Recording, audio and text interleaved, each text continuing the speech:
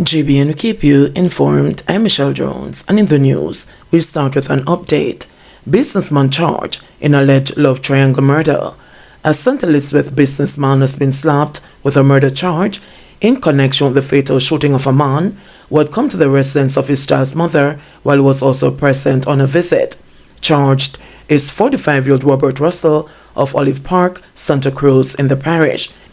He is accused of killing 35-year-old Orlando Blake on the night of Saturday, September 30.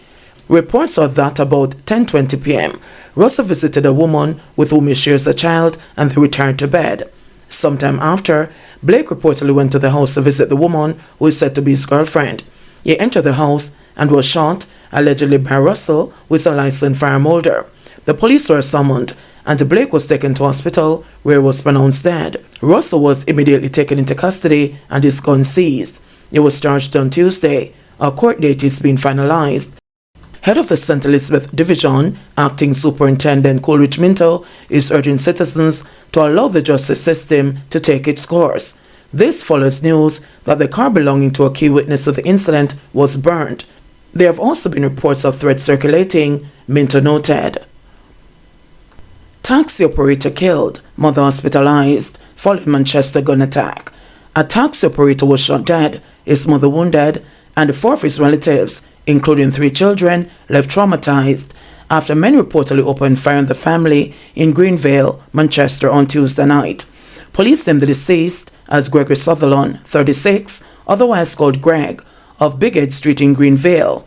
Preliminary reports are that about 7 p.m., Sutherland was driving his taxi with his relatives as passengers to their home when 2 gunmen alighted from bushes and opened fire at the vehicle. It is understood that the gunmen attacked the family mere meters from their house in the Scottstown area in Greenvale. 2 men jumped out of the bush and shot out the tires first. So Greg couldn't drive off. Then they opened fire upon him in the driver's seat. He come out of the car and all when he drop a gun then still shoot him, a source said. Sutherland's mother was reportedly shot in the chest and foot. The other passengers escaped injury. The injured people were rushed to hospital, where Sutherland was pronounced dead and his mother admitted in serious but stable condition. This latest incident is the 4th murder recorded in Manchester since the start of October. 3 shot, 2 fatally at candlelight vigil in St. James. Gunmen struck in Sam Sharp Square, St. James on Tuesday night, leaving 2 men dead and a 3rd admitted in hospital. The deceased are 35-year-old Jeffrey Woodstock, a fruit vendor of Greens, Norwood, and Crawford Street in Mount Salem, and the 27-year-old Kitana Tomlinson, a car rental operator of Providence Sites in Flanker. The shooting occurred at a candlelight vigil about 10:15. It is understood that people had gathered at the vigil for a man who was murdered in the community of Paradise last week when armed thugs approached them and opened fire. Woodstock, Tomlinson, and a 3rd man were shot. They were taken to hospital where Woodstock and Tomlinson were pronounced dead. The injured man is in serious condition. A senior investigator said that the attack was in reprisal for the killing last week. Case against woman in murder of Daniel Rowe transferred to Home Circuit Court. A bail application for Kehode Satchel, the woman charged with killing 8-year-old schoolgirl Daniel Rowe, has been scheduled for October 27 in the Home Circuit Court. The date for the hearing was booked this morning after her matter was transferred to the High Court from the Kingston and St. Andrew Parish Court via voluntary bill of indictment. Satchel was further remanded by Justice Leighton Pusey. Rowe was abducted as she left Brayton Primary School in Portmore, St. Catherine on June 8. She was found along Roosevelt Avenue in St. Andrew later that day with her throat slashed. Rowe died at Bustamante Hospital for Children 2 days later. Attorney at law Donovan Collins is representing Satchel. Policeman shot during traffic stop in Hanover. A police constable shot and injured this afternoon during a traffic stop along the Cousins Cove Main Road in Hanover. The police says injuries are not believed to be life-threatening and that he is receiving appropriate medical care. They say 2 constables signaled a motorcyclist and a pillion to stop. The police say while the bike was slowing down, the pillion opened fire. One of the cops was hit. The Jamaica Constabulary Force High Command has condemned the attack. The JCF is investigating the matter to ensure that the perpetrators are brought to justice. Anyone with information that can assist the investigation is being asked to come forward. 2 motorcyclists dead after overtaking in Portmore goes wrong. 2 motorcyclists were killed and a 3rd person hospitalized following a crash along Cumberland Boulevard in Portmore, St. Catherine on Wednesday morning. Police have identified the deceased as 20-year-old Ajani Carnegie of Dreamland Drive, Old Brayton, and the 22-year-old Karen Lee Stewart of Sandino Avenue, Kemonos Garden, both in the parish. The incident happened about 8 a.m. The police say Carnegie was driving his MOV 200 motorcycle along the roadway, attempted to overtake a line of traffic. He reportedly lost control of the vehicle and collided with Stewart's motorcycle. The 2 were pronounced dead at hospital. The woman is being treated. 57-year-old man charged for murder of taxi operator found dead in his car. 57-year-old St. Andrew driver Ivan Bowen has been charged for the killing of a 67-year-old taxi operator whose body was found in his vehicle recently on Red Hills Road. Bowen, otherwise called MacGyver, was charged on Monday after he turned himself into the police. A court date for him is being finalized. The police say cabbie Derek Burke, otherwise called Bird, of Mullines Road in St. Andrew, was found dead on Red Hills Road, also in St. Andrew, on Sunday, October 8. Reports from the Constant Spring Police are that about 11:10 a.m., residents stumbled upon the body and summoned them. Upon their arrival, Burke was seen slumped over the steering wheel of his car with stab wounds to the upper body. He was assisted to hospital where he was pronounced dead. Convicted contract killer claims intimate relationship with wife of Beachy Stout. The Home Circuit Court this morning was stunned after the convicted contract killer revealed that at the time when he lured Tony and MacDonald to her death, they were having an affair. The married witness, Denvalin Minot, otherwise called Bublo, previously testified that defendant Everton Beachy Stout MacDonald had contracted him in 2020 to kill his wife Tonya for a fee of $3 million, but that he subcontracted the job to Oscar Barnes. MacDonald and Barnes are currently on trial for the alleged murder of the 32-year-old businesswoman. However, Minot this morning disclosed the jaw-dropping revelation about the intimate nature of his relationship with the deceased woman after the prosecutor questioned him about their relationship. "She used to give him trouble with me, Mom," he replied. When asked to explain, he said, "I was part of her life. I used to have sex with her." Minot, who is currently serving 19 years and 10 months in prison for his role in her murder, said the relationship started on June 2, 2020 and was still going on up to the time of her death. The witness testified yesterday that he had lured Tonya to her death under the guise that she was going to collect a gun which she wanted to use to avenge her father's death, and watched as Barnes stabbed her repeatedly. The woman's partially burnt body was found with her throat slashed in her car, which had been set ablaze, along a deserted road in Sherwood Forest in Portland on July 20, 2020. New 40-hour work week to be implemented for some doctors at public facilities.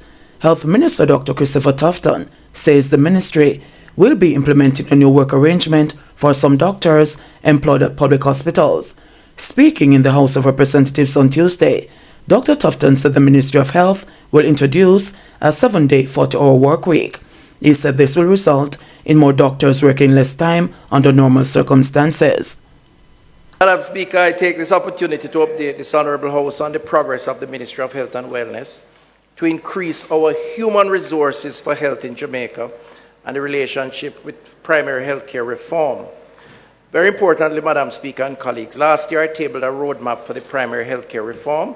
The document was prepared as a continuation of the commitment to right-size the healthcare system to be more responsive to healthcare challenges being faced by the Jamaican people, including dengue, which the Honourable Prime Minister just spoke to, and the emergent diseases such as COVID-19.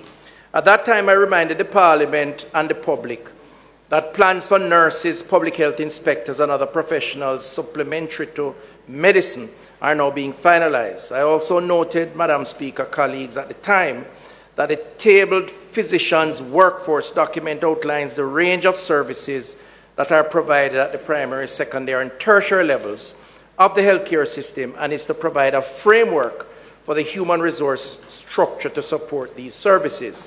Madam Speaker, I am pleased on behalf of the Government of Jamaica to announce that as of April 2023, all physicians are now operating from established posts, within the organizational structure of the Ministry of Health and Wellness and the regional health authorities.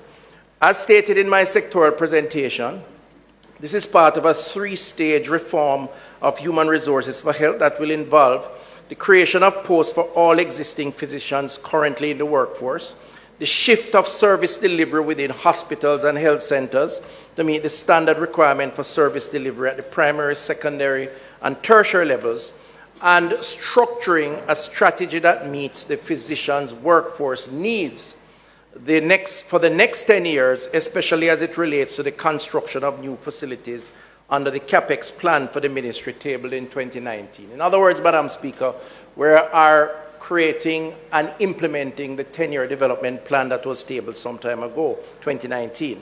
Madam Speaker, we're dealing with the workforce now and right-sizing the workforce. And arrangements for physicians is one which needs our attention. The main issues that need to be addressed include the higher number of doctors who are employed to the government service in health facilities and otherwise who did not have a post, meaning they were on contract. Of the total 1,754 doctors who were employed to the government of Jamaica in February of this year, Madam Speaker, it would be interesting to note that 71% did not have an established post. Put a different way, 71% of the physicians who were employed to the government of Jamaica did not have tenure and had no job security. Implications of that clearly are fear, uncertainty, and suboptimal performance in some instances because of demotivation. Most persons were being employed on 3-year contracts, which was one of the issues raised by their representatives, the unions. This has eliminated this new arrangement, the archaic and counterproductive recruitment strategy of employing doctors on contract without being assigned to a post, reducing the effectiveness of retention strategies and reducing staff welfare, as there were no guarantees for pension and other benefits of being vested officers in the public service. The second action, Madam Speaker, is being supported under the compensation restructuring in the addition of 927 posts to which doctors can now be employed. Madam Speaker, permanent posts, 927. Today, I am pleased to announce that the government, through the Ministry of Finance and the Public Service, in keeping with the recommendations of the Ministry of Health and Wellness, has approved the operation of the promised 927 new posts, Madam Speaker. So this is in addition to what is already there. This is in addition to the 140 additional posts that were granted in response to COVID-19. Madam Speaker, this is roughly, to put in context, a 60% increase in the number of physicians that can be employed within the health system. And I want to repeat that. A 60% increase in new posts, doctors who can be employed in the health system, Madam Speaker, thereby right-sizing the ratio of doctors to patients and advancing a more efficient service, hopefully, over time. This, Madam Speaker, is the highest number of physicians employed to the public health system in Jamaica's history, Madam Speaker. It is also the most significant increase in the number of doctors at any one time for the past 50 years, Madam Speaker. Most significant increase. And not on contract, permanent posts. So for the numbers, Madam Speaker, MO1, 177, MO2, 236, MO3, 176, MO4, 107, MO5, 37, a total of 727, Madam Speaker, new posts. In addition, 250 training posts have been added. The establishment of training posts will now allow for the replacement at the service delivery site when persons go off for training, Madam Speaker. What that means is that if a doctor is in the system, they have to go abroad to become specialized. A post exists for a replacement while they are overseas. This has not been the case prior to this point, thereby maintaining the ratio of doctor to patient and, of course, maintaining the level and the quality of service. This is this is an up to 40% increase in the number of junior doctors, Madam Speaker, MO1, MO2, and MO3 that will be working in the system. To contextualize, Madam Speaker and colleagues, we currently have some 300 plus doctors in the primary healthcare system. We are now adding 111, or a third of that establishment, to what currently exists, Madam Speaker, a major achievement in terms of supporting patient-to-doctor ratio in the primary healthcare system. Madam Speaker, we are emphasizing quality and comprehensiveness in care. The increase in the number of MO3 and MO4, which are specialist posts, will cause the health system to improve health service delivery, especially in the Type C hospitals. We are expanding services, especially in the peripheral hospitals. The Type C hospitals will all offer specialist services in general surgery, pediatrics, obstetrics and gynecology, internal medicine, emergency medicine, anesthetics and radiology in parish hospitals. Additionally, Madam Speaker, to better manage the complications of NCDs, we will now offer more specialist services in the Type B and regional hospitals, including ophthalmology, nephrology, cardiology, and urology, just to name a few. It means, Madam Speaker, that when you go to a community hospital like Lionel Town or Frankfield, you are going to get in the future more services being offered, more doctors being available, and more specialist services being available for those residents in those communities. Madam Speaker, this represents the largest investment in human resource in the physician workforce in the last 4 to 5 decades, Madam Speaker, being undertaken by this Andrew Holness administration, Madam Speaker. You know, Madam Speaker, sorry to break from this script, but I saw today in one of the daily print where someone to my opposite was making the claim of chaos in public health that needed to be addressed. Well, I want to remind this House that we inherited chaos. We are now creating certainty and direction to the public health system. Madam Speaker, and I say so with the greatest of respect, because we have to work together. And I invite the member to work with us to create greater certainty from chaos. Madam Speaker, this represents, as I said, the largest investment, because the government recognized that we needed a massive investment in public health, not just in buildings, which we are building, but in people to provide better service to the public. With these additional posts, the ministry will now move to properly staff the different services provided in comprehensive district and community health centers, as well as our Type C, Type B, and regional hospitals, and our Type A referral hospitals.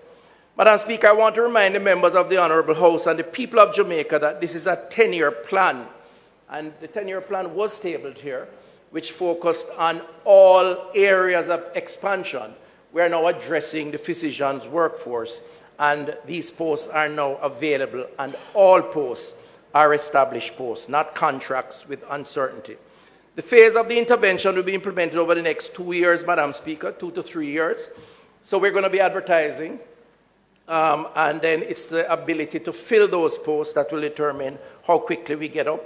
On Sunday, this Sunday, October 15, 2023, the ministry will post in the media space some 674 jobs for new posts that have been created for all hospitals and primary care facilities within the public health system. So we're not just talking, we're going to demonstrate and show to the people of Jamaica and advertise these positions to be filled for the expansion of the workforce. Madam Speaker, as part of the reform, the ministry will also be adjusting the work arrangements for some physicians within hospitals.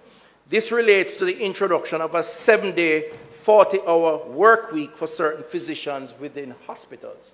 A big part of the restructuring is to have more people who will work less time under normal circumstances, which mean a more focused individual, specialist, doctor, who can give the patient the best possible response, as opposed to these long overtimes where we have persons who are tired and may even compromise the quality of the service. The new compensation, the government of Jamaica is committed to creating a working environment that supports employees to deliver high-quality services to the people of Jamaica. As part of that ongoing transformation in the public sector, we are restructuring the compensation system to address current and emerging issues, Madam Speaker. And this will include areas such as simplicity, easy to understand, what is on offer, consistency, equitable application and transparency across the sector, rewards performance, recognize and reward high performance, and sustainability, Madam Speaker, affordability, manageability, and other areas to get the best work response. In terms of the work arrangement, this is very important. In the implementation of the compensation review action, it has been identified that some work arrangements will need to be reviewed in order for the stated objectives to be achieved.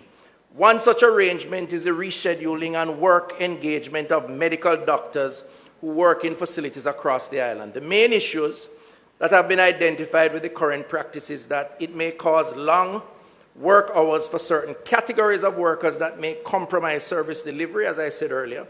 There's a sense of inequality in the application of the work schedules, which we are hoping to address, which means unequal compensation arrangements for different employees, and the current work arrangements can be made to be more efficient by having more people being allocated over an extended period and across the system.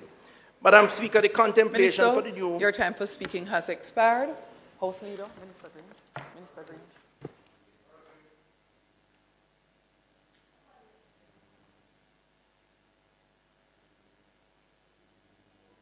Speaker, I ask for an extension of time to allow the member to complete his statement. Thank you. The question is that the member be allowed a maximum of 10 minutes to complete his statement by Minister. Those in favour? Those against? The ayes have it. Minister. Thank you for your generosity and understanding, Madam Speaker and members. Madam Speaker, the contemplation for the new work arrangements is for Saturdays and Sundays to be treated just as weekdays are treated, with doctors paid for doing regular duties 8 a.m. to 4 p.m. as part of a 40-hour work week, and overtime rates paid after 4 p.m. To implement this new arrangement, a revision of the scheduling practices within hospitals will have to be undertaken to ensure that all services are covered within standard at the facility. Schedules, Madam Speaker, will be developed to reflect all days as ordinary work days, and assignment of staff can be made by any day of the week. Health facilities will apply these rules in accordance with the requirement for service delivery, and each firm will be required to be staffed as close to the standard that is prescribed for the services being delivered, Madam Speaker. A lot of this will be explained in more details to the particular targeted group, but for us here, what it really means is that we're creating more structure, more predictability, and more people with less workload, so that the people of Jamaica, our patients, our customers, can get better attention in a primary or secondary or tertiary healthcare facility. JBN will keep you informed. Please remember to subscribe, like, share, leave us a comment, and click the notification bell to receive our daily news items.